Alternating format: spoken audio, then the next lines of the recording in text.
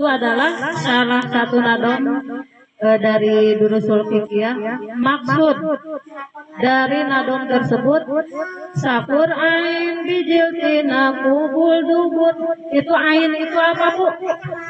Ain itu adalah najis dohir, katingali. Ain itu. Kalau najis itu kan ada najis hukmiyah, ada najis ainiyah. Nah, yang dimaksud dengan ain itu kelihatan bentuknya, tercium baunya, lamun diletak aya rasaan, tai kotok diletak aya rasaan. Nah, wujudnya itu disebut dengan ain.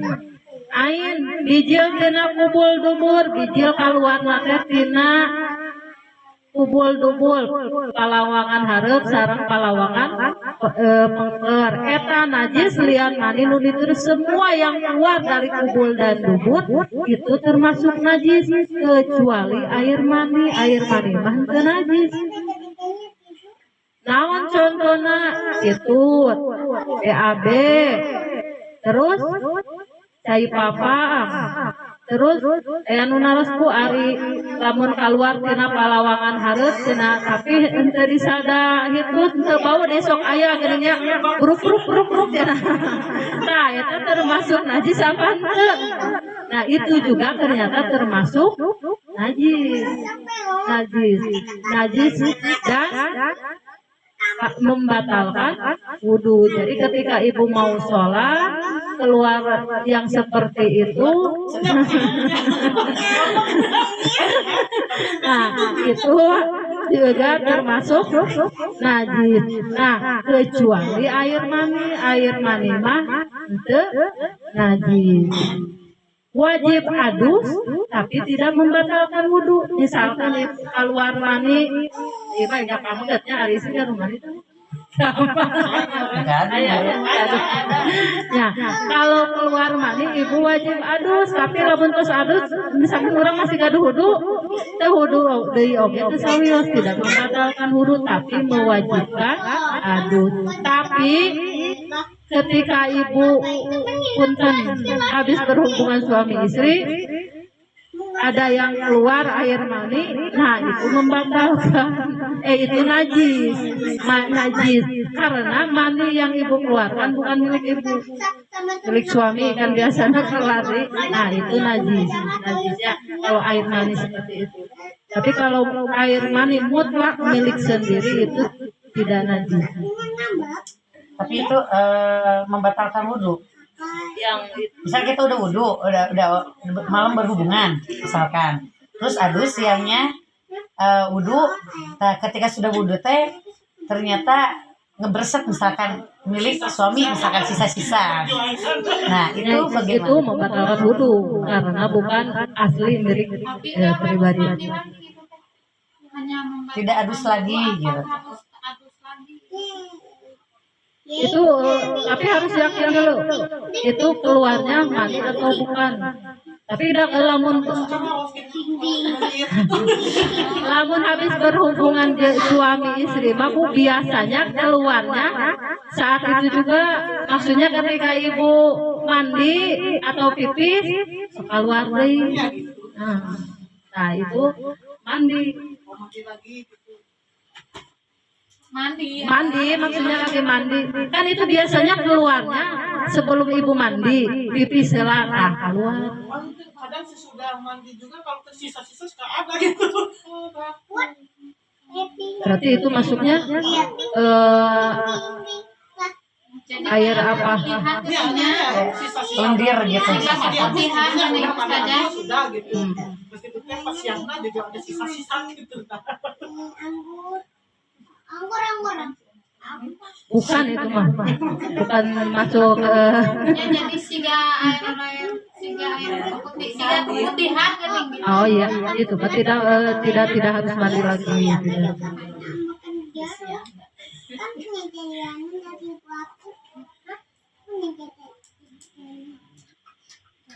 Terus contoh lain yang keluar dari kubur-kubur itu karumian. Apa karumian, Bu? Cacingan. Cacing. Cacing. Cacing.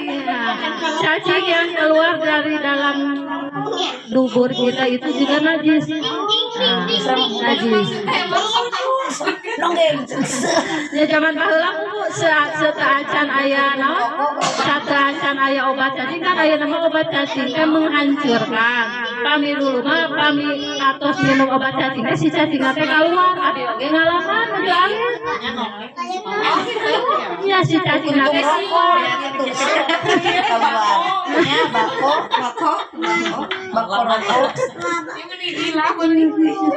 Kapan bayar di dikit tuh. Tah. Nah, kalau cacing itu keluar, terus asup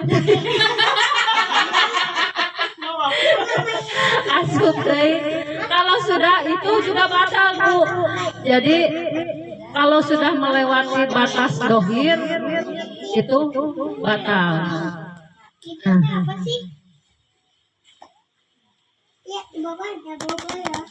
Nah, mana yang disebut dengan batas dohir? Batas dohir itu Bu wajib kudu diadusan. Kalau ketika kita lagi mandi besar itu harus kena air. Batas dohir dari lubang belakang dubur itu batas dohirnya teh ketika ibu ngaheujeun nu kaluar sakit nah itu batas dohir.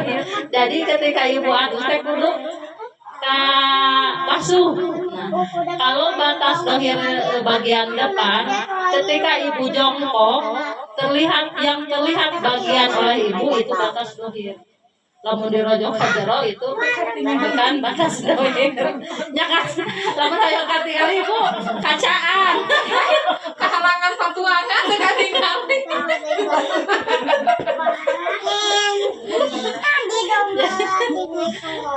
Sok hayang seurinya nerangkeun. Nah, batas begitu pun ketika ibu berpuasa lamun oge tong jero deui lamun melewati dari batas dohir aya nu sok mamang dirojok-rojok. Nah, itu puasanya batal. Lamun hoyong ilang batas dohir ibu jongkok di WC simpen kaca payung nu kalian nu katingali. Nah, ketika ibu sedang jongkok itu batas dohir. Dan lamun anu ngabatalkeun wudu oge Bu anu dicabang teh terus pernah diterangkeun anu lamun nyabak naonnya disebut teh tarang baga perempuan itu teu batal. Tapi anu ngabatalkeun teh dari bibirnya ke dalam nah itu yang membatalkan wudu. Lihat tuh temen-temen nggak Anjing babi arak bangke getinana bulu bangke tulang cekena jeung utah. Nah, najis bukan sekadar sesuatu yang keluar dari kubul-dubul saja. Adapun najis anjing dan babi itu sudah pasti ya, itu ada nanti di bab berikutnya tentang cara mensucikan najis. Ada najis muhababah, mughaladoh dan mutawasito. Nah, ini mah najis anjing dan babi dan keturunannya teh misalkan misalkan aya anu ngingu domba. Terus biasanya di lembur-lembur ulama sok ibu anjing bisa jadi eta domba misalkan tidak punya pasangannya terus berhubungan dengan anjing. Nah, si dombanya itu misalkan si dombanya itu yang betina, yang laki-lakinya anjing berhubungan dan si domba itu melahirkan keturunan tapi bentuknya domba. Itu juga dianggap najis karena yang najis itu anjing, babi dan keturunannya. Meskipun keturunannya tidak berbentuk anjing, berbentuk domba, itu juga itu juga najis. Saya lagi ngebukin bocah. Domba. Arak bangke getih nanah. Nah, terus yang namanya arak itu juga najis. Najis. Najis. Kecuali arak itu kan aslinya dari bahan yang halal. Dari buah naon bu arak teh? Dari anggur. Anggur itu adalah halal. Tapi ketika diolah menjadi arak, araknya menjadi haram. Kenapa bisa jadi haram? Karena memabukkan, ngaliurkeun. Minum arak makan sok oleh tidak sadar. Nah, karena efek dari itu maka haram. Tapi dari arak itu bisa berubah menjadi cuka. Cukanya itu jadi halal. Dengan syarat ketika proses dari alkohol ke cuka itu berubahnya secara alami. Misalkan ibu nyimpen arak, tapi arak bukan yang olahan dari pabrik, itu mah udah pakai obat campuran. Terus misalkan ibu kan nyimpen tape di rumah, tape lama-lama itu kan akan menjadi arak. Nah, ketika disimpan lagi itu akan berubah menjadi cuka. Nah, dalam proses perubahan dari arak ke cuka apabila terjadi secara alami maka itu suci hukumnya. Tapi kalau misalkan dipancing dengan obat-obatan atau perangsang supaya menjadi cuka, nah cukana itu haram. Yang boleh itu, yang tidak haram itu yang prosesnya secara alami dengan sendirinya, dalam lama-lama bakal jadi cuka itu. Nah, kalau prosesnya sendiri dan secara alami itu tidak najis.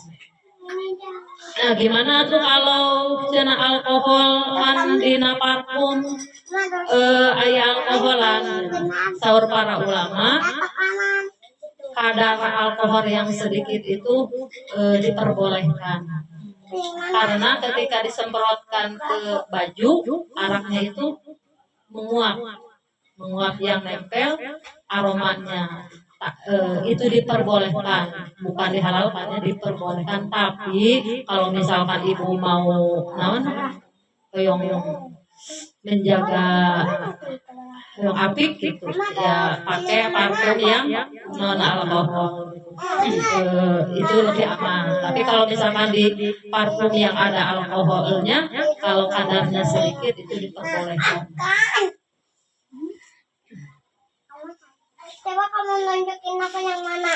Yang itu tuh yang ini. Nah, terus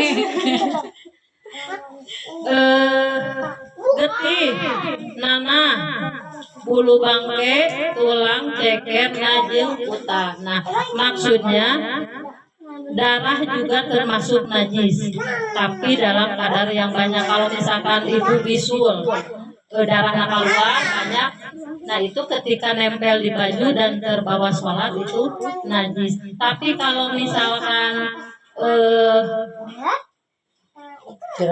jerawat yang kecil itu kalau kadarnya sedikit boleh. Itu kan biasanya lamun tos jerawat keluar teh darahnya kan sok dipijet, tapi sok aya sisa geningan getah bening ya, darah bening. Terus we keur salat teh keluar saalit. Nah, itu mah tidak apa-apa. Terus untuk darah nyamuk juga. Misalkan ibu nuju salat aya nyamuk dina tarang, entong ditepak mah batal. Terus ibu sujud, terus sujud teh kapencet.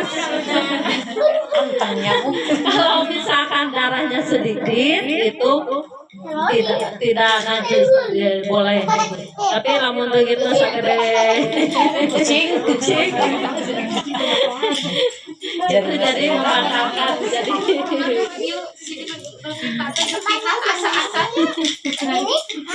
darah. Nah, terus bulu bangke, tulang, jeung utahna. Nah, kalau ada domba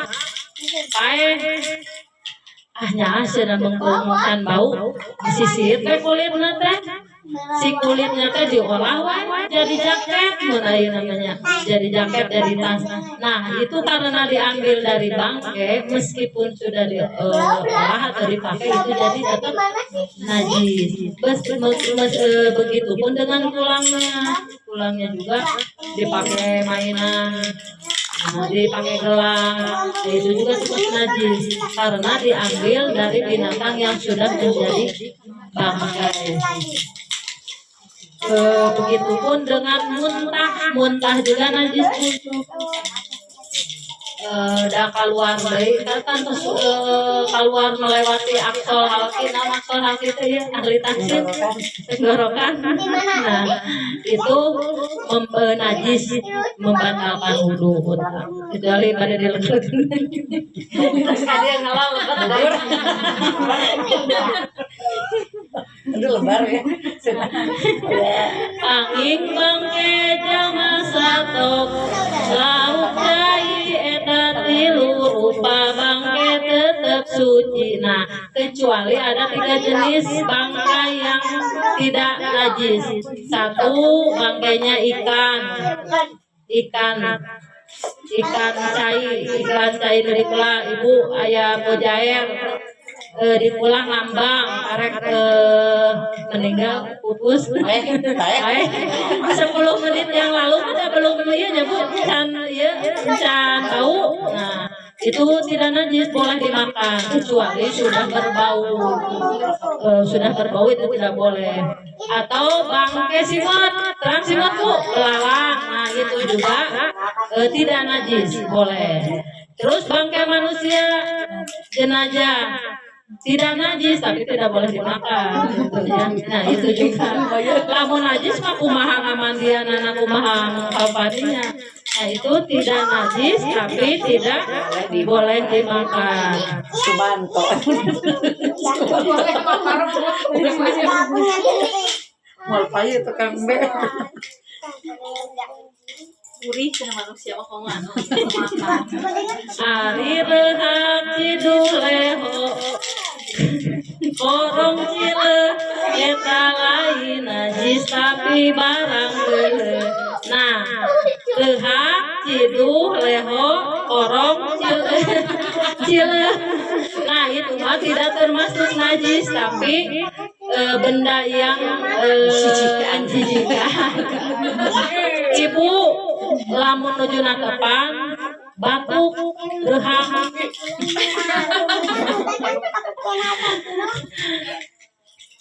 lamun geus di dieu ya lamun dibatalkeun ngarehak menang batal. Yang ini bakal mati. Terus kalau sholat itu yang pahalanya paling utama adalah di niat yang pertama. Jadi ketika ibu sholat terus di pertengahan dibatalkan terus sholat lagi, itu pahala sholat ibu yang pertama dengan yang kedua itu beda. Ini loh, ini. Jadi lamun sebisa mungkin sholat itu tidak boleh dibatalkan. Ini ada tunggu. Lamun misalkan aya rehak masih kene di dieu rek kaluar tawan deui we Bu. Sebelum melewati aksol halki tenggorokan itu tidak najis. Tapi tidak najis, tidak membatalkan, tapi lamun rehakna geus dina mulut geus salat. Kumaha atuh lamun dicidupkeun batal. Saur Bapak mah boleh dikeluarkan tanpa mengeluarkan suara. Tong cuh. Nah, lamun cuh eta berarti batal karena ada suara yang membatalkan. Kumaha carana keluarkeun susutkeun kana mukna cenah Bu. Jadi lamun di dieu lamun dina mulung ka hiji babacana kamu. Terus bisi kakeuleun deui lamun kakeuleun deui batal. Jadi keluarkeun lalaunan tanpa mengeluarkan suara tong dicuk tong dikitukeun. Tempelkeun kana mukena cenah. Tempelkeun kana mukena. Nah, itu. Supaya pahala salat ibu tidak berkurang lamun dibatalkeun.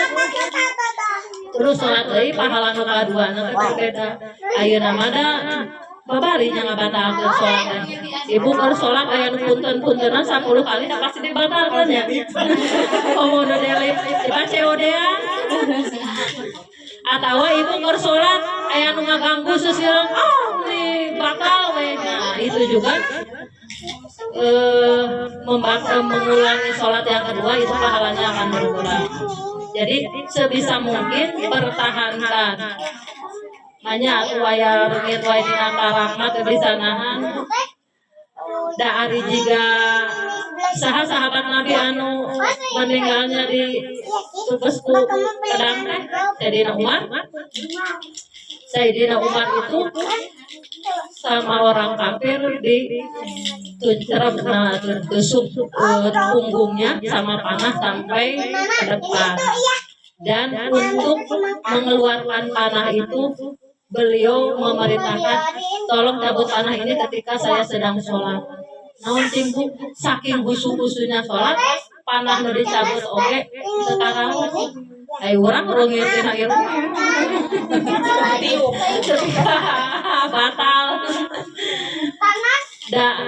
Makanya ibu pami dina panto kedah di tandaan.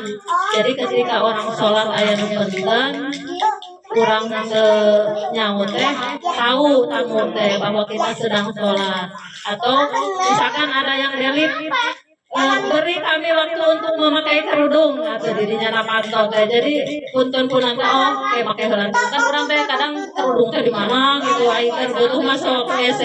Nah begitu pun dengan sholat naon tandaan ya. Jadi orang lain meureun keur depan kalau di tarana. Kalau ada tanda mah kecuali kalau tidak sholat kan tandanya dibuka gitu. Jadi tidak akan membatalkan sholat. Kami teh sasaha gitu nya. Ya murang kali mah anak-anak yang bisa lah. Adanya lagi sholat. Tapi kadang soka raos ku abi da naon usu dina sholat teh hese nya saurang ustad mah bu minimal atuh dina bagian sholat teh nu mana we ibu aya husuna ketika keur sujud oge lumayan husuna keur sujud bungkul dalam ti awal ke akhir mah ukuran jiga urang mah teu mungkin ya. Bahkan para sahabat juga pernah diprank sama Nabi Muhammad ya punya.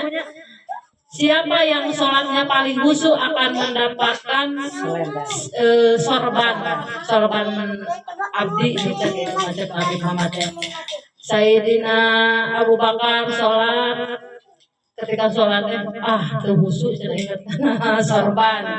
Sayyidina Utsman teu khusyuk. Sayyidina naon deui apaan teu khusyuk. Ali terakhir. Nah, pas Sayyidina Utsman di depannya, pas Sayyidina Ali bisa khusyuk. Nah, pas di terakhirnya, alhamdulillah bisa khusyuk dapat sorban. Nah, itu juga ternyata di akhirnya beliau gagal tidak bisa khusyuk. Ya, itu maksudnya teh sholat yang diiming-imingi Bu karena akan mendapatkan. Tapi kalau sholat maksudnya ieu mah cek Nabi teh nawana bercandanya Nabi dengan para sahabat. Tapi sholatnya para sahabat itu jangan diragukan. Makanya digolongkan sahabat Nabi itu mereka adalah orang-orang pilihan. Kadang orang sok nyebut kieu ada abi mah geus kolot timudan teu tiasa milarian ilmu teu gaduh ilmu waktuna nya ayeuna berarti lamun ibu masa muda tidak pernah mendapatkan ilmu agama secara intens baik di pondok ataupun madrasah ayeuna bisa berarti Allah memberikan kesempatan teh ayeuna dan teu urang unggul Bu Sayyidina Umar oge kan masuk Islam teh di usia berapa tahun? Sudah 2 bahkan beliau melakukan dulu kesalahan yang fatal yaitu membunuh anaknya dikubur. Tapi tidak menjadi halangan buat kita jadi orang lebih baik. Abi besok nyawa sekali itu, Pak mana izinnya istri Pak Ustadz ketiasana naon Kenapa weh? izin terus si bapak teh, ih justru istri Pak Ustadz lamun naik ngaji diajar itu nilainya plus tuh istri Pak Ustadz gue diajar ngaji cina sama orang padahal abi mah diajar ngaos terus sanes leres peda non peda istri Pak Ustadz abi mah justru karena tegaduh pemahaman abi kampus pesantren SMP SMA kuliah pesantren tapi dan namina pesantren teh geuning aya anu kekengan aya anu henteu nya jiga abi kengen Pak Ustadz kekengena ilmuna nu ka mana tapi dengan itu semua mungkin sudah jalannya abdi kengen Pak Ustadz teh supaya abdi biasa milarian dari ilmu ayeuna maos deui bade kapungkurna pami bade ngisi pamaosan teh da rumah sabodo sorogan heula ka bapak wengi-wengi nah kieu Allah disampaikan kieu sok neng sampaikan we ilmu yang pernah dipelajari lamun teu dipelajari mah tong coba-coba menyampaikan karena itu zalim buat diri dan juga orang lain lamun di sana sakit sok sampaikan jadi ibu oge entong hambus sekolah eranya mau mengaus taksinya banyak mun dicoba kalah lagu kan kabur soalnya naon karaos ayeuna urang tos kolotnya tegaduh ilmu teh naon sangsara nya tegaduh ilmu teh tegaduh harta ceuk paribasana bisa ngalah ayeuna tuang harita teu naon tegaduh ilmu mah urang teu aya arep-arepeun di akhirat soalnya urang sholat ibadah puasa gaduh ilmu orang yang akan celaka dan mencelakakan orang lain satu alim ulama yang banyak ilmunya tapi tidak menghormati syariat maksudnya orang yang punya ilmu tahu ilmunya tapi ketika beribadah aku mah orang we jika saha teh motor viral teh Ustaz Walid nah itu kan di dalam cerita beliau adalah orang yang ahli agama banyak ilmunya terkemuka mengeluarkan fatwa tapi tidak menghormati syariat nah, yang kedua orang yang bodoh ahli ibadah orang yang bodoh ahli ibadah pemososoan ahli ibadah naon sababna dia melakukan ibadah dengan kebodohannya teh ilmu nama salat dijungkir balikan oge ai teh ilmu nama tidak menjadi pahala so rajin sahajudna non rajin duhana tapi salah waktu nah itu orang bodoh ahli ibadah jadi urang mah ilmu nasa alit tapi anggo gitu. Jadi bermanfaat ini tangganya tuh tangganya tinggi anggahu tapi satina sasatoan anu hirup hukum bangke sato hewan nah maksudnya ketika misalkan ayat truk ngangkut sapi penuh si truk nate oleh si sapi nate jatuh si sapi nate kageleng kageleng sampai si kakinya itu terpisah dari badannya buntung nah karena si sapi ini masih ada napasnya masih hirup dipencit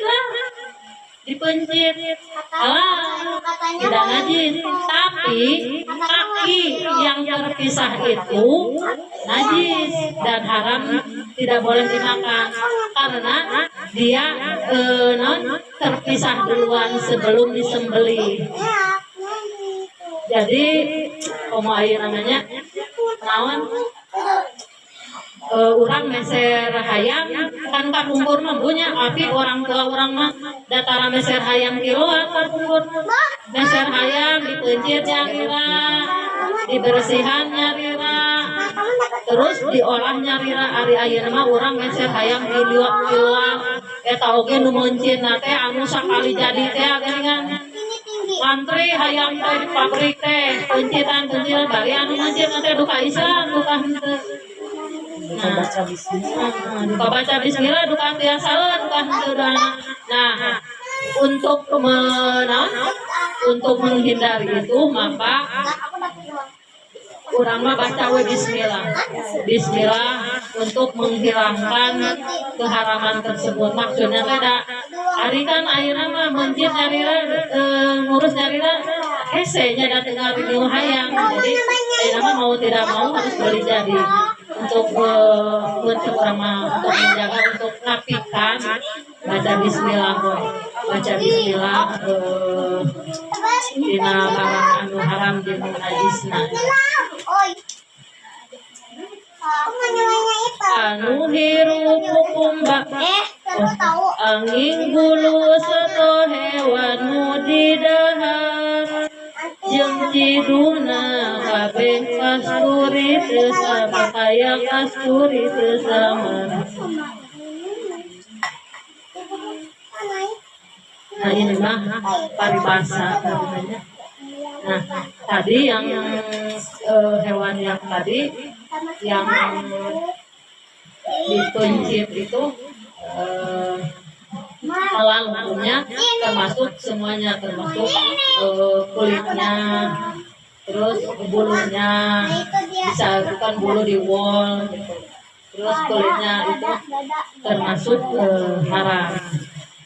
Nah itu adalah pembahasan tentang najis. Itu panginten kapayuna pasal ngabersihkeun barang anu najisnya. Tadi teh najis terbagi 3. Ada najis mugolado, muhopapa, dan mutawasito.